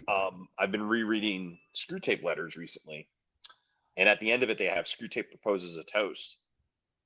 And one of the things that Lewis does is identifies that the demons have gotten to the point, and this is Screw Tape's toast, they've gotten to the point where the food they collect from humanity, the food they collect from the data cattle, isn't particularly good. It isn't particularly, you know, there's no real delicacy to it. But no one goes. Everyone leaves with a full belly now, you know, and that's something to be from the demonic perspective. That's something to be celebrated because none of the demons are going to go hungry anymore. It's not very good, but the starving days are over. I think is something that he says in that speech, and this is what all of that reminds me of. It Right. makes me think of data cattle. Well, right. And in the article, he does kind of come off as an asshole, and he Well, himself is just a different variation of it. He's just a tech bro cattle, basically. Um, maybe well, he is he's the kind of hick. He's the kind of data hick that goes out to the. He's the kind of data hick that goes out to the barn and fucks the cattle. That's what he is. I mean, he even admits it in the article. He was right. fond of her. You know, it's like, dude, and that's what these people are going to become. They're going to become, what's the word I'm looking for? Digital harem. Right. I mean, And that's what it is. and the thing I didn't like about so I don't in a way that the term diner goth is pretty good, but it's also bad because it makes you focus on like kind of the goth immediately gives you the goth sub, kind of theme and stuff, right? And what's very interesting is that back in the late 90s, 2000s, when I was graduating high school and stuff, um, you know, the whole goth scene was very much, at least in like where I grew up, it was kind of it was pretty dead for the most part. Like it wasn't like it was in like the 80s with like Robert Smith and the Susie Sue running around. I gotta sneeze. Give me a second. Gesundheit, sir. I like fake sneeze. But no, it was. I mean, it was like disconnected. But there's a few clubs and there was an equal part male and female reaction to it. Now, there's no like I don't know, like do people still go to goth clubs? I don't think those exist anymore for the most part, right? It's no longer about the music. It's become very disconnected from like in a way, like all these like subcultures are strictly about consumerism and self-image. And the sad part is you look online and you look at all these like e-goth thoughts and stuff and all this stuff, but there's never any like goth music right? And this is like a scene that was all about the music, right? It was all about, the Cure and Bauhaus and, you know, Susie and the Banshees and the Sisters of Mercy and all these bands. But nobody listens to the music anymore. They just put on the aesthetic. It's almost like a skin suit. And you Yeah. know, nobody listens to the music because there's no dudes in the scenes anymore. You rarely ever see like a goth dude, right? Yeah. And back in the day, like 20 years ago, there was tons of goth dudes around, but now it's all chicks online Instagramming, right? And it's the same thing with a lot of this like anime type stuff, and it's the outward presentation of it is like a female thing, and the guys that are into it are like privately, right? But I think what's going on is that there's a complete and total cultural collapse, that there is nothing left. There's no, Right. there's people aren't going to church. There's no community. There's nothing to connect. There's nothing. Everything has become so consumerist. So there's no like local identity. Like there's no down south culture or something culture or like bar culture. It's all pretty much gone. And it's a bunch of people, especially in these like nowhere land, Midwest, the between the coast kind of places, right? And I live somewhere that actually has a decent amount of culture, but still a coastal, right? And but you go inland to, like, I don't know, probably Oklahoma and stuff, and it's just like, what is the culture there now, And it's all performative. It's all performative, and it's all consumer. Like, you walk into, you go to Target or to Walmart, and you go to like the clothing section, the men's clothing section, and it's all like band t-shirts. It looks like Hot Topic used to, like back in the 90s. Do you remember in Hot Topic there used to be like that wall of t-shirts, like band Yeah. shirts and stuff, right? Yeah. Well, that's what Target looks like now. You'll Yeah. go in there and there's like a Guns N' Roses t-shirt, like a Nirvana t-shirt. There's all these Yeah. It's all been like pushed out. Guns N' Roses, and then there's a bunch of like 80s movie references, like Ghostbuster t-shirts, and stuff that like the people that are buying this stuff are way too young for them, so they're aimed at people like our age, or people trying to kind of like find a kind of a cultural identity. And it's all like the whole thing's a skin suit thing, and it definitely Yeah. has an absolutely downward mobile type of thing, right? And it's kind of depressing, it's like it's like a nowhere culture, right? It's a nowhere culture for nobody, and it's like, how do we fix that, Yeah. I don't know. It's the Walmarting of culture. right? The way And Walmart, slaughtered the stores and slaughtered all the mom and pop places. right. And in Default Friend, in Dee's article, she talks about how, like, that always existed. These like peripheral fringe people. We all had, growing up in high school, middle school, we all had that weird kid whose like parents were kind of like whatever and smoked a lot of cigarettes, and they were into like weird metal, or all that kind of weird stuff. And we went to their house, and it's probably the guy that like introduced you to like Dungeons and Dragons, or the weird stuff. They probably smoked weed with them because their Hold parents on, hold on. didn't care. Back up the truck real quick. Is it possible that this diner goth stuff is the only culture that's left, and now it's being co-opted by the machine, and that's why you're Probably, seeing it pushed out into Target, pushed out into Walmart, and eventually it'll go away as well. It'll it'll probably, it'll it'll morph into the non-monoculture, or the monoculture, the the anti-culture monoculture. Just you yeah, exist and you consume. but it's already been co-opted already, because the whole geek culture thing and the whole video gamer culture thing that got co-opted like 12, 15 years ago. Yeah, With it's all like, gone and ruined. Yeah, there's no original creativity in any of that anymore. yeah, with the geek culture stuff, like like the Sheldon thing and all that stuff, Yeah, that like that all got co-opted. And and the Disney adults, right? Like, there was no right. Disney adults when we were growing up. Like, there's no such thing as like an adult that decked themselves out in Disney stuff. It's almost like really weird. And I mean, is that wrong? Is it wrong to like be into stuff? Well, I think, I think what we're seeing is the hollowing out of beauty for it. You make more money with cheap dopamine hits. So Right. you gotta hollow out, co-opt, and assimilate anything and everything that approaches beauty, because those direct you upward. They direct you in a reactionary way, and the machine is forever down, down, down, down, down. So it's like it's a black hole. It's a black hole in space time, and it's got to suck everything down into it till it is a, well, you know, whatever passes the once you pass the event horizon, right? You're just, Right. what are you at that point? It doesn't matter. You're in the black hole. That's all it cares. It's Right. very much it's very much to go back to the screw tape thing. It's very much the hunger of hell, man. It's the hunger of hell, because hell can't hell doesn't sustain itself. Hell doesn't have the source.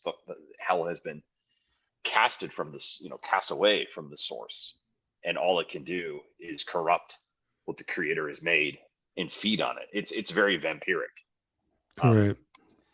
Dracula's Waffle Castle. We are witnessing we are witnessing the birth of Dracula's Wendy's, not Wendy's, Dracula Denny's. That's what we're witnessing, and it's not for us. We're the menu. Right. We're Right. we're Well, we're the entree, brother. yeah, we're the people on, we've become the people on the edge, because in a lack of culture, there's like the subculture has become the culture in a way. There's a complete lack of culture, and there's people that just completely disengaged. Your boomer crowd, your some Gen Xers and stuff, they're just completely disengaged. But now there's a young culture, probably Gen Zers or younger millennials, that have basically, it's almost like they've just said fuck it. Like, I don't care Yeah, anymore. I'm just going to, like, I'm not going to be able to afford rent. I'm not going to be able to afford a house. There's nowhere to meet girls because all the bars are closed. They closed during COVID. There's nothing to do. I can't go to concerts. Have you ever looked at how much a concert costs? I think I paid 40 oh yeah, bucks to see Pearl Jam, like decent seats to see Pearl Jam back in like 2004, and now I think like your average concert is like $300-400, right, for like a yeah. We ticket. saw we saw tickets. I mean, this is what I'm talking about. Like, or this is what you're talking about. We saw tickets for Rush, and it's like $400 for the cheap seats, and I'm like, why would I go see Neil Peart died, and you're charging me $400? Seriously? Like, Right. what Right. is it's a skin suit. So what do young people do? Like, I remember I used to be able to save up money, and I'd drive up to like Hollywood and go see bands for like 20 bucks, and there were like good bands coming through Hollywood, and or Yeah. like when the big bands came around, we saved up a bit more money, and like we bought tickets the day they came out, and we'd go see a concert, and there's all this stuff to do. But like now, this new generation, like, I think one of my young friends, I think he went and saw Metallica, and I think he like spent like $300 per ticket or something on Metallica. I'm like, and like, or Creed, or he saw Creed and he spent like that much money on Creed, and I was like, for real, bro? You're like 21 years old and you spent 300 bucks on Creed? Like, I wouldn't like I couldn't get, if you paid me $300, I wouldn't have gone seen Creed back when I was like your age, when they were like at their peak. And it's interesting because, like, what is there to do but become a Discord zombie, right? Like, there's no bars, and even if there are bars, like, I went out drinking with my buddy, and I live in South Carolina, guys. I'm not in like Manhattan, and like drinking in like my small kind of, I do live in kind of like a bougier like resort kind of area, but like it's still not like Manhattan. It's not like Hollywood, right? And I think I spent like $150 drinking, and I was like drinking like Bud Light for the most part, right? Where you're like dropping $8 on a Bud Light, and it's like, dude, like how can people afford to do this? I mean, I used to be able to go out and drink for like 20 bucks, and I drank like 20 bucks was like 20 PBRs back in Long Beach back in like 2010, right? and, Yeah. and it's wild, right?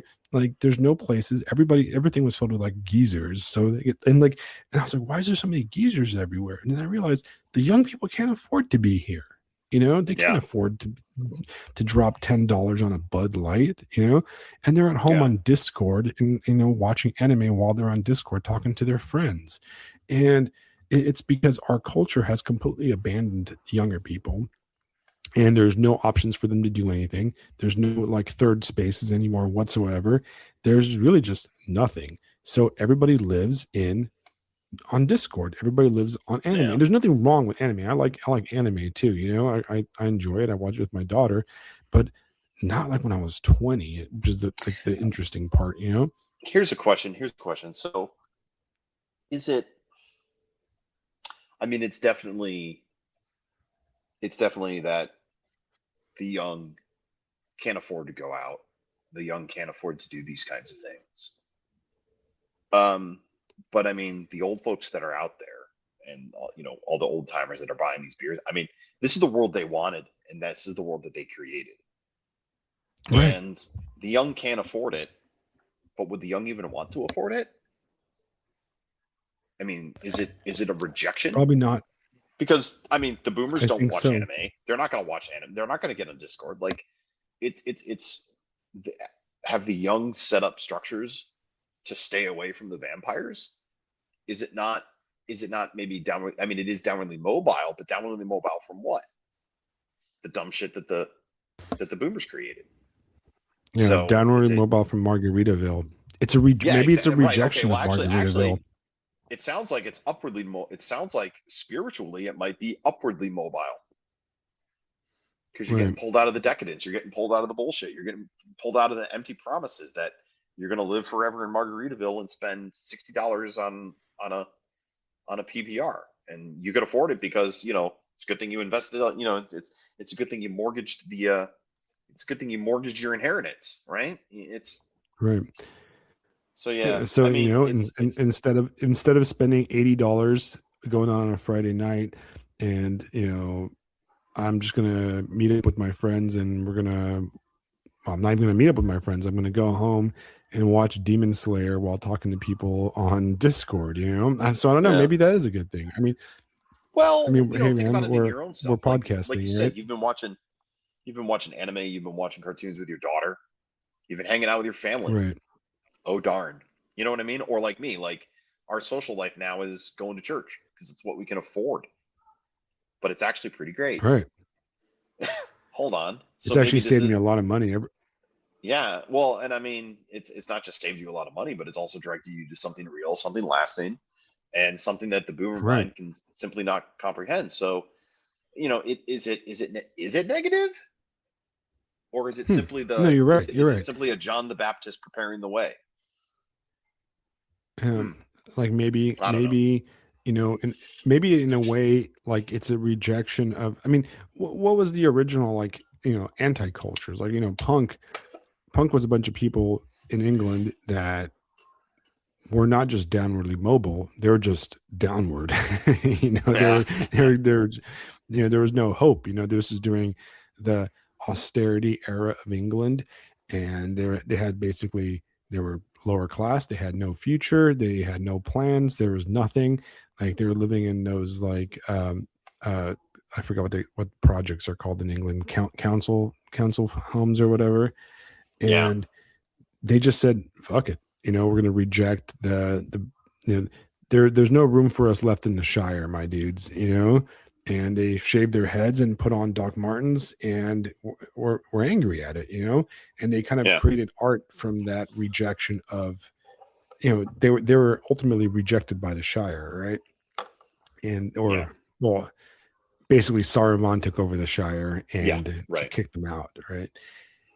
And in a way, like maybe a complete, you know, hollowing out and death of the American mainstream, of the American you know, culture, the American, like, there's no American dream. The American dream is just dead for a lot of people, right? It's the American dream is dead for generation, for Gen Zers. It's dead for everybody, you know, even young Hmm. millennials.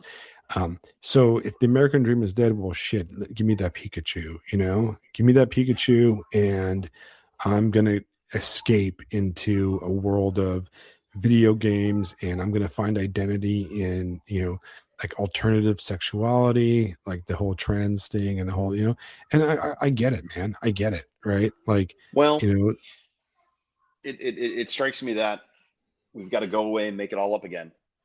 right. And it's funny to think of it that way, but the trans stuff is horrible. The whole post enlightenment, postmodern. I can dream anything I want, but maybe that's what's needed to get out of it Right. because it Right. opens up the potential, at least Because for the when you, rejection of the boomerisms. right. Well, when you have no hope for ever, buying a house or doing anything, well, what can you control except your own body, right? Your own, kind of cartoonification of yourself, right? Right. Give me a second. I gotta I'm stick in going to that turn bed myself valve. into something, and I'm not going to let this hellscape suck my blood, suck me dry. Hmm. Yeah, so that I think there's something to be said. I think there's something to look at, and I think Yeah. that the article itself, while it might not be a great article, and I think Dee's response to it was much better than the actual article itself. I I think agree. that it did start a interesting thought process, and like I said, something that I've noticed, and I've noticed that, more and more of what we would consider alt culture becoming mainstream around me, and it's funny because I was driving. I was sitting at Starbucks when I read that, and when I sent it to you last week, and I'm driving back, and there was these teenagers like playing on the playground, which is like what teenagers do, and they Yeah. all were like wearing anime shirts, like goth kind of like anime shirts, with like goth looking anime girls on it, and they all had like green hair and stuff, and I was like, that's so funny, like it's interesting. I mean, around here we have like there's a lot of people that are like closer to our age that would be best described as the diner gays, right? Yeah. And they're really interesting. They're interesting. They're interesting because I when you talk to them, like they have this like online gay personality, which is very much like it's like 1990s in their imaginary world, where like they're like, oh yeah, and then we're like, there's like just no nobody accepts us, and like, and I'm like, what are you talking about? It's 2026. You know what I mean? It's like they're like they're like larping, living in the 80s in like the deep south, when like really like, they're like, oh, I'm like, this is a military town, guys. Like 60% of like the military is gay themselves. I mean, like, have you And it's met all in the Navy. it's the Just kidding. Marines are actually more gayer than the Navy. um Really? That's amazing. yeah, and I mean, like, have you if like 50%, if you see a female in the Marines, 50% chance she's a lesbian, and there's a lot of them, right? And there's a significant, and it's like something that like it's like, it's funny to me coming from California because I find it really quaint, because I'm like, oh, you're so cute, you're like larping like before don't ask don't tell. You know what I mean? You're Yeah. like, it's like their fantasy is that they're like in this pre-Obama era, that they're like in the like mid to late 90s, or the Bush era, and it's like, dude, you're not even like the biggest like hillbilly southerner down here is not going to call you like a slur, because they don't care, because they're like, they're just, it's just become a norm of American culture, and so it's like really interesting. But yeah, they're in a way that they're the same thing. They've like latched onto this cultural like signifiers that are kind of like behind the times and quaint, in the same way like, you know contemporary punks are like, bro, that's from like 1980, like all that stuff came out before you were born, like all that stuff came out before I was born, and I'm an old guy, so it's pretty interesting. But yeah, I think that you're probably going to start noticing, and there's definitely a low class element to it, like, all right, people are going to get mad at me right now. What would you say? I'm going to offend people. Are you guys ready to get offended? Absolutely. You know, some people aren't like into things, right? And some people are into Disney things. There's a certain like Disney movie and like merchandise that like people wear that I always like identify with like white trash people or like ghetto people, like poor people. Like if you wear a lot of this stuff or like if this is like your favorite Disney movie, I just immediately assume you're like poor and live in a trailer of some sort. All right. Can you guess what movie? No. Can anybody in the chat guess? Because there's one that as soon as I see, if for some reason all the really like poor white trashy people really love this Disney movie, and I immediately like, yes, absolutely. Mia No. guessed it.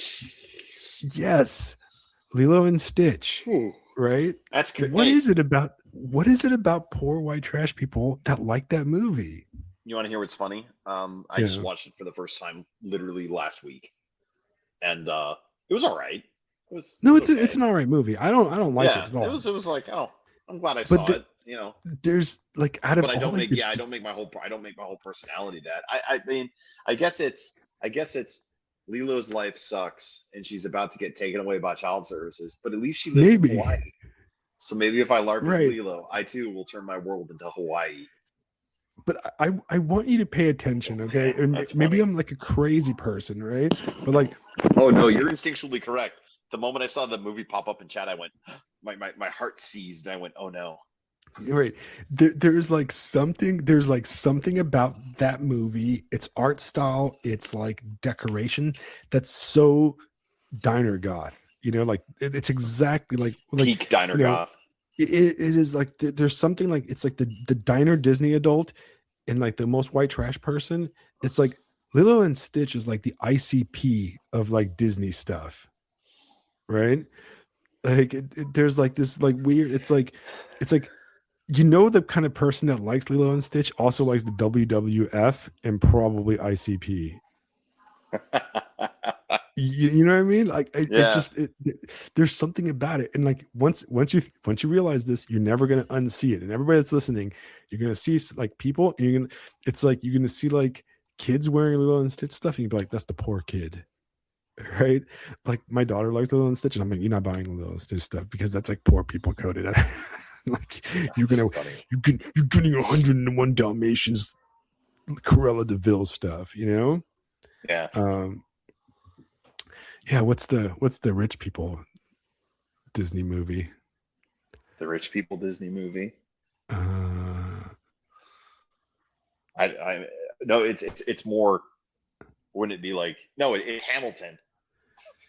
I'm yeah, just well, being yeah, funny though. Hamilton, yeah, Yeah, yeah, it's gonna be something like Broadway or it's gonna be yeah. something Yeah, it's Hamilton, but not like Hamilton is in like you actually have had to have bought tickets and seen it on Broadway with like Michelle, with Michelle Obama or something. Right, That's probably what it is. Because then it makes you insufferably woke and stupid. right. I think Which like is the super geek person, you know, like super well, if you're like really into Peter Pan, it's like kind of a pedophile thing. To me, it has like a weird pedo vibe to it. Um, people really like the people that really like that movie are really weird, I think. And then there's you know like the Hook movie with what's his name, with Robin Robin Williams. Williams, right? And I feel like I really used to like that movie when I was a little kid, and I watched it like a few years ago with my daughter, and I'm like, this is a horrible movie. Like it was like painful to watch. I did not like it at all, like watching it like on a as an adult. Um, but yeah, there's like certain like signifiers of like downward mobility and poverty when it comes to culture, you know, and the the the diner goth thing is exactly that, right? Like it's you know people that wear like the hot pink colors and stuff. That's I don't know, those are poverty colors. That's what my wife calls them. She goes, those are poverty colors. So she like never like buys like our daughter anything that's like hot pink. You know what I'm talking about? There's like this weird neon pink color Yeah. that like Ooh, ooh. it's like Like a the poverty. tracksuit neon pink. Yeah, it's like a poverty color. I don't know how to describe it. I don't know why like I identify it's like actually our logo has that hot pink kind of to it. And I actually did Oh that. yeah, yeah. That's what. I did Yeah, it on that's purpose, right? exactly it. But Yeah. it has like if your kid's wearing that, like you're probably poor. I don't know. It's If like your kid's stupid. wearing that, you're probably poor. It's like it's stupid, right? But like I don't know why my mind like automatically like does that, you know? And Well, it's it's your aristocratic Romanianness. That's yeah, what it's it like, oh is. my God, you're wearing It's your Carpathian noble blood. you're wearing a hot pink like Lilo and Stitch thing, probably a gypsy, you know? Like it's like you're probably like some kind of gypsy hood rat, you know? But yeah, that's the whole thing. I mean, like, you know, like metal band shirts, right? Like, you know, the girl that's going to get murdered in the movie is basically wearing like the oversized baggy like metal shirt with like some kind of ratty jeans and a hoodie, you know, like or like the hoodie, always wearing the baggy hoodie, kind of like a kind of look. And it's like you probably like come from a family that beats you, you know. Those are all like negative signifiers, right? There was a show, right? There's a show I watched maybe like 2 years ago called Mar of Easttown, right? And it's a really good show. It's like it was on. It's an HBO show, and there's only one season, and it's I think it's like the spiritual successor to True Detective, and it's the main character is a female detective, and it's played by Kate Winslet, which is really interesting because she's like Australian, I think, but she does a really good Pennsylvania accent. And it's a small town cop. She's a small town sheriff in Pennsylvania, and there's this this murder. And what's interesting about the show is that the murder doesn't happen until like the second episode or something like that, right? If I remember correctly. And Yeah, right away you know who gets murdered. Well, you don't know. Okay, you don't know like the first the first episode or so, and the first maybe two episodes, you're kind of like you're kind of on edge on like who's getting killed, right? And you have to kind of guess. You're like, is it this person gonna get killed? Is it this person gonna get killed, right? And I guessed right away who got killed, right? And the reason I guessed right away who got killed was because of the clothes she was wearing. And she wore like oversized pink clothes, right? She was like she was poverty victim like her yeah, clothes were like very poverty victim like coded. And I yeah. told my wife, I'm like, oh, she's gonna The get killed. cattle, Yeah, the cattle. exactly. She's gonna get killed. And my wife's like, Yeah. no, she's like, you're absolutely right. Like, she's like, because she looks like a poor girl, right?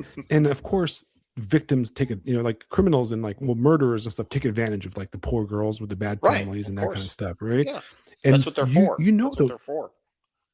and that's what in Dee's article she said it. She put it so well because I knew those girls, like growing up, like the girls that obviously came from the crappy family, and obviously like their dad was probably a bum or their mom was a junkie, and like was probably like had like 10 boyfriends, and like that kind of like white trash kind of thing. And Yeah, those were the kind of girls that like um you know adopted this like diner goth thing going on, yeah, but it was never like it was never club goth, right? It was never like real goth, like the goth right. like at the club, because that's Yeah, expensive, and none of these people can afford like a $300 pair of Doc Martens, right? These are the people that like, it was more like Hot Topic band shirt that was ripped and right. overworn, and do you guys remember those like little jelly wristbands that Oh, everybody used to jeez. wear? Do Yeah, you remember those? yeah, Right.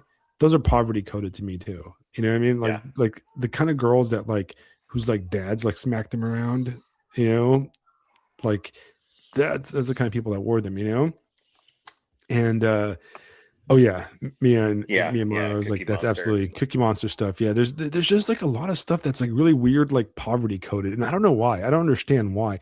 From a literary standpoint, that makes sense, right? Like we need to kind of figure out what makes them. I'm not really sure what makes Lilo and Stitch and Cookie Monster and Hot Pink poverty downwardly mobile coded. You know what I mean? I'm not really sure why. Like why does Lilo and Stitch is it poverty coded? But like for example, like I don't know, Robin Hood and Disney is not poverty coded, right? Like there's like this interesting like thing, and I wonder if it's like intentional, you know like It's like little boys that wear like Toy Story stuff. They're always grubby to me. Like there's something grubby about Toy Story, right? You know about like you always see like this grubby kid with like a Buzz Well, Lightyear thing. You're like, it's a grubby kid, you know? well, if you think of the machine as it, the machine is successful if it makes money, it's going to optimize for whatever sells, and that stuff just happens to sell. So be it. Like throw shit at the wall, Cookie Monster, Bright Pink, and Lilo and Stitch stuck. All right, you know, roll out the action figures, ship it. It's Right. probably nothing. It's probably nothing more complicated than that.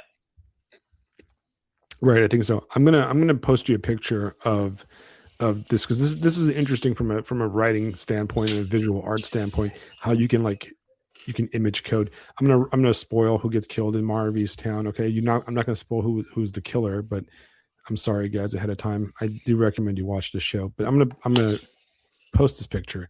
All right. And tell me when it comes up. Okay. All right. So I think it's very interesting from a exactly the medium is the message, right? You said it. Yeah. Well, I've got one more thought. What they buy is less important than that they buy. Right. All right. Do you see it? Not yet.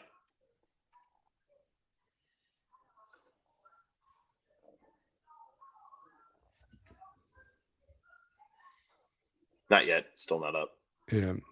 Yeah, Mia. I've been on a McLuhan kick. I've been reading Understanding Media for the first time, and I'm taking it slow. It's hitting me like you Miss Will. It's hitting me like you Oh, Miss Will did. So I'm yeah. taking my time. I mean, But McLuhan is man, great. what a fucking book, dude. Holy shit. Oh, Tell me if you see the picture. yeah.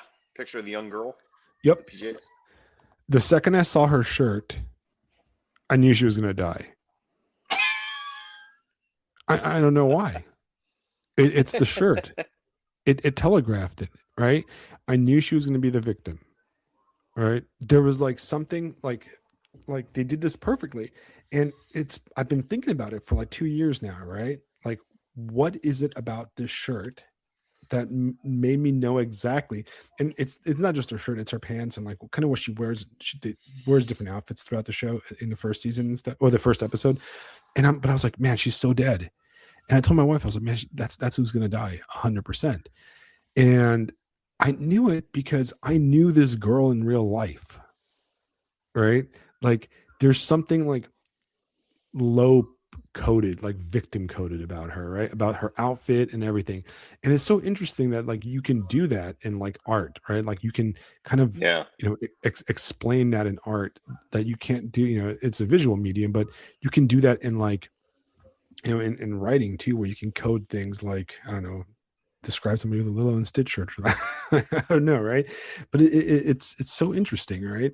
Like why things are, and I think that's what the guy that wrote the Diner Goth article is kind of catching about these people, that there's this weird kind of like cultural nowhereness that exists like in in our current like milieu of life. Hmm. All right. So before we call it a night, you besides McLuhan, you reading anything else? I know you're reading Chekhov. Tell me about Yeah, I got Chekhov. Chekhov. Yeah, Chekhov's been going really good in class. I've been enjoying it. I think I might have hooked a few people on it. Ms. Leibs would be very proud of you for reading Chekhov. Well, I mean, he wrote a lot of short stories because he was a short story writer, and that makes me very educated. That you're very educated. Yeah. Well, I mean, I do enjoy the fact that I'm hooking 15-year-olds on Chekhov as opposed to whatever slop they typically shovel out on them. Very much a ask permission, not or ask forgiveness, not permission kind of situation. But it's been a very enjoyable week. Tomorrow, I'm going to try to tie it into debate. Um, the stories that we've read are very dialogue heavy, and you can see the playwright influence in the stories. So I'm going to try to tie it into debate because a lot of the stories they're having a debate, guys. Someone's trying to convince somebody of something. So let's roll with it. Other things I'm reading. Well, you got McLuhan. I need to get back to that. I've kind of taken a break because it's broken my brain. in many ways. But then I've been reading Screw Tape Letters. We're doing that for a book club at church. So I'm about 2/3 of the way through the book now. I read it once 25 years ago. So it's another one of those, oh, this is very fun, to kind of come back to it and reread it again. I'll probably go through most of the Lewis canon. Like I said, now that I've got 25 years of experience to look back and appreciate it. I definitely want to get into the space trilogy again. I've got this idea for a dystopian literature class I want to start developing based on the idea around it. It could probably only be a semester, but we would read 1984, Brave New World, and then finish up with That Hideous Strength. And Okay. I would essentially make it an escalation ladder where like 1984 is solid, 1984 is good. Brave New World is probably more correct, but then That Hideous Strength is most correct. No, guys, it's demons. They're all talking to demons. Right. Well, yeah, it's interesting. Unleash the bears. I've never read the space trilogy. All right. And listen, my priest. That's the one thing I have over you. That's the one thing I have over you is that yeah, I read it. My like, priest bro, is he's constantly mad at me for me not reading it, and he actually gave one of the other guys at our church, our priest gave him all 3 of the space trilogy books, just gave him, and he's like, you got to read these. And it's the book trilogy that if I'm one of Lewis's colleagues, I'm like staying away from him after I read it because really? I'd be going, Alex, Lewis is going to shoot all of us. Okay. He's going to murder all of us, dude. He's just going to kill us, guys. We got to get this guy out of here. Like if it was published today, he would be canceled. So my wife wants to read it, right? So she's we're all gonna read it after Lent because she wants to. She's like, my wife does not she's not reading any fiction during Lent. She's only reading nonfiction, like Orthodox books and stuff right now. So she's like, I'm not gonna read anything that's like fun or whatever. Not fun, but not like any fiction until after Lent. So we all agreed that we're gonna read it together. So I'm gonna read it. My wife's gonna read it. My friend James is gonna read it. Fantastic. We're gonna read it together. So that we'll probably. I'll try to grab it. I'll try to grab it and read it as well. I'm having a thought, and I want to see if you agree. The space trilogy is C.S. Lewis's industrial society and its consequences arc. It's his Teddy K arc. Well, I heard it's good. Like, I don't love Chronicles of Narnia. I like Lewis, and I like his nonfiction a lot. I mean, I think Mere Christianity is a good book. I think the Four Loves is good. I think that the Great Divorce, The Problem and Pain. Yeah, that was a favorite of mine.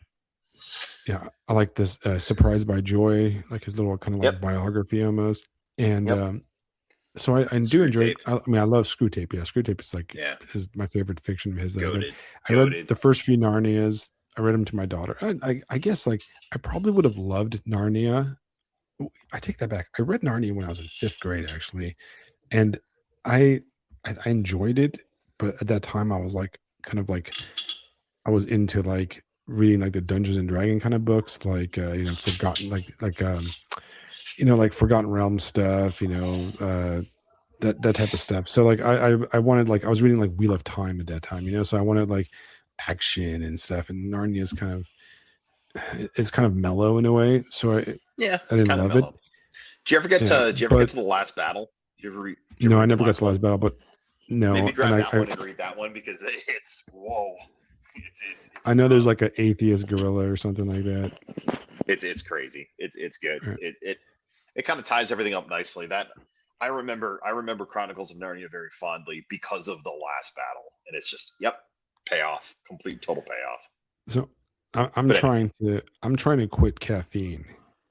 Whoa, right? What? I know it's rough, right? I'm trying to quit caffeine because I've gotten to the point where I think I drink 20 cups of coffee a day, and I probably have 3 to 4 giant Red Bulls on top of that. And I think I've fried my brain completely, right? I'm actually That's fair. the second I'm not consuming caffeine, I put the cup down. I just need to go to bed. instantly. Like I've gotten to the point where like I've like fried my like adrenal glands or something, or calcified my pineal third eye or something with so much cat. I'm like, I think I've like gotten to the point where I've caffeine poisoned myself, right?